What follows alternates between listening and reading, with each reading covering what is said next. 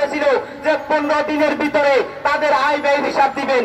অন্তর্বর্তী সরকার গত 8 মাসে তাদের আয় ব্যয় হিসাব দেয় নাই, অর্থাৎ তারা নিজেরাই চুরি করতেছে, তারা নিজেরাই দুর্নীতি করতেছে।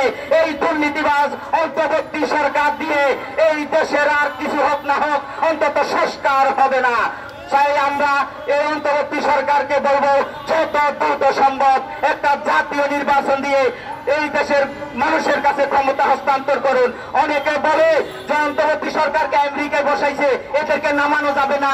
আপনারা জানেন আফগানিস্তানের হামিদ কাজরাইকেও সে আমেরিকা বসাইছে, বেশি দিন টিকিয়ে রাখতে পারে নাই। অন্তর্বর্তী সরকারকেও আমেরিকা টিকিয়ে রাখতে পারবে না। তারা যদি এদেশে দুর্নীতি দুঃশাসন বন্ধ না করে, কৃষকদের জন্য যদি ভূমি কমিশন গঠন না করে, ভূমিহীনদের যদি ভূমিহীন কমিশন গঠন না করে, তাহলে এই দেশের মানুষ তাদেরকেও ছাড়বে না। তারাও বিনা টিকেটে বিনা পাসপোর্টে পালিয়ে যেতে হবে। সেই দিন কিন্তু আর বেশি দূরে নয়। আপনাদের সকলকে ধন্যবাদ।